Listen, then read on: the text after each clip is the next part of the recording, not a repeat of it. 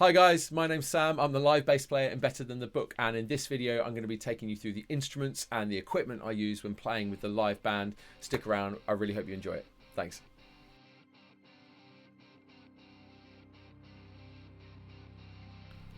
Okay, so first up we have my main instrument, which is a 2017 Fender Special Run Jazz Bass.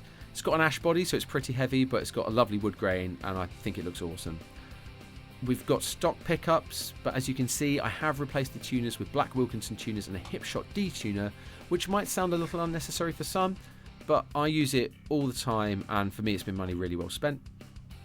It's tuned to D standard, as that's the tuning we play in Better Than the Book, but I do use the D tuner to drop it to drop C for some of the heavier moments in the set. It's currently strung with Bass Center Elites, which are a 105 to 45 gauge, a stainless steel round string, as I like to keep quite a bright tone and to accommodate the slightly heavier tunings also. On the bass, I have an awesome Scott's Bass Lesson / SBL1 strap that I've had for years now, and I love how it looks and feels. And due to the width of the strap, it really helps to spread the weight of the bass and the other two gadgets that I'm going to discuss now.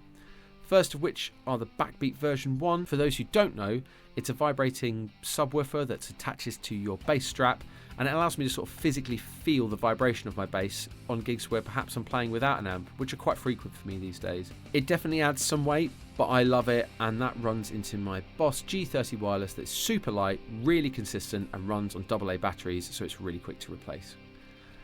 The backup bass I have in the band is my Yamaha BB424X, which has been with me everywhere since about 2012. It's had quite the journey. It's had the headstock glued after falling over and breaking. The bridge pickup has been replaced after it stopped working, and Nick and I made it worse whilst trying to fix it, so we had to fully replace it. Thank you, Yamaha. The jack barrel has been swapped out once or twice, and recently my friend Jazz at Sussex Guitar Setups helped me to replace the nut after the old one snapped, but we've replaced it with a spanky new brass nut and this funky new scratch plate. It could well be my Desert Island bass. Next, onto the pedal board. Not all of this is used with the band, as I do a lot of other gigs and I'm frankly too lazy to change out the pedal board for each gig. The board itself is an old Ghostfire pedal board that belongs to my girlfriend, but since she went all digital and now she doesn't use it, so yoink! And the power supply is a Voodoo Labs 4x4, really consistent and built solidly. Most of my gear needs to be pretty well built as I'm very clumsy, and also I play quite physically and normally probably over 100 gigs a year, so my gear gets hammered. Okay, so first up on the pedal board itself is the Boss G30 wireless receiver. I've always been a wireless guy, as I've been through so many rubbish cables, and again I like to perform. I'm quite a physical performer and it gives me the freedom to rock out and be as clumsy as I need. This runs into the Origin Effects Cali 76 compact bass, which allows me to get a really fat parallel compressed bass tone. As I often play in 3 or 4 piece bands with one guitar, it really helps to fill out that low sonic floor. This runs into my newest toy, which is an Origin Effects DCX bass, which is an awesome preamp and drive pedal that I'm exploring at the moment. I'm experimenting using it to drive stuff a little further down the chain for some of the heavier moments in the set. This runs into a Boss OC2, which I don't use for anything in this set, but for those who know what it does, you know why it's here. This runs into the Line 6 HX Stomp, which is a fantastic piece of gear I can't recommend enough.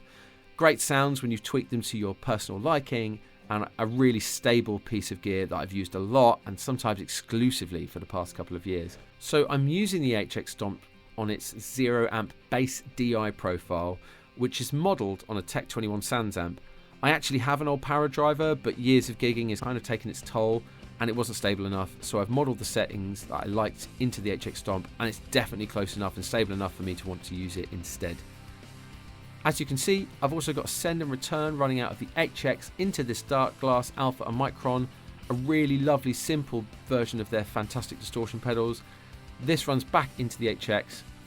As many bass distortion seekers will know, I do this to mainly help maintain my low end and a standard bass sound whilst blending the distortion in effectively, and to make sure I'm not using any low end. I use it a lot for kind of chorus parts on songs. I'm not using any other effects in the HX Stomp at the moment on this show, but I do have a separate foot pedal that I use for other gigs, and on the other side of a board is a handy Bluetooth page turner that I use when I'm on gigs reading charts or lyrics, etc., but obviously not doing that on this show. Finally, I'm running out of the HX Stomp into this awesome and rock solidly built radial JDI box that allows my signal to be taken as a balanced signal straight off the board into the desk. So that's primarily my sound that will go to the PA from my board, but for stage I do like to use an amp as well where possible. Now this does depend on the gig and what backline is available. I'll likely just use whatever amp is there and dial it to my liking and what's needed for the room, and this can involve running into the effect return to bypass the preamp of an amplifier if it's not really cutting the mustard for me. But this is my lovely Trickfish Bullhead 0.5k amp head that runs into a lovely Trickfish 210V with two 10-inch speakers and a horn, and it's got a controllable high end on the back of the speaker. The head is in a sturdy Swan Flight case, and the cab is in a custom-made cover that my older brother had made for me as a gift. This Velcro flap at the front means I can just take off the front of the case and leave the rest of the cab inside to keep it safe and free from spills, etc. Now that's pretty much my whole rig, other than these ACS earplugs for loud stages, and I do also have some brand new moulded in-ear monitors from Ultimate Ears that are triple drivered and really great to use on those gigs where amplification and monitoring might be limited. Last but not least, I play the entire show and set with plectrums.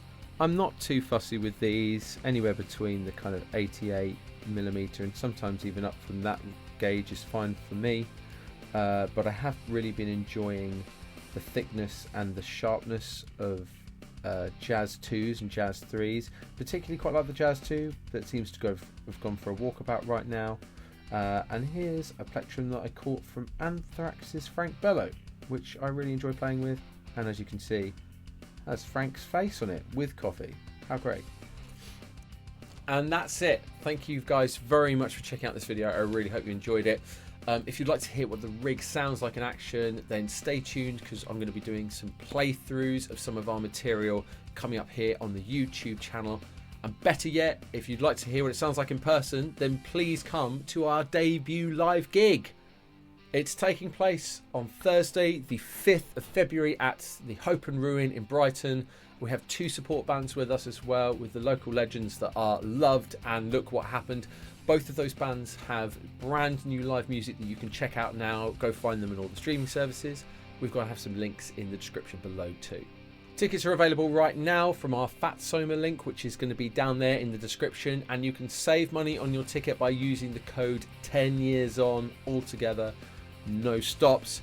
Tickets will be available on the door, but it's going to be cheaper to buy in advance, so help us out and go and order them in advance. We'd really love your support for our first show. It means so much to us, and we're just so excited to be playing out in the world for you guys. Thank you guys so very much for watching today. Really hope you enjoyed it, and we really hope to see you at our live show. Remember to check out the link in the description. Thanks for your time. Take care. Thanks. Bye.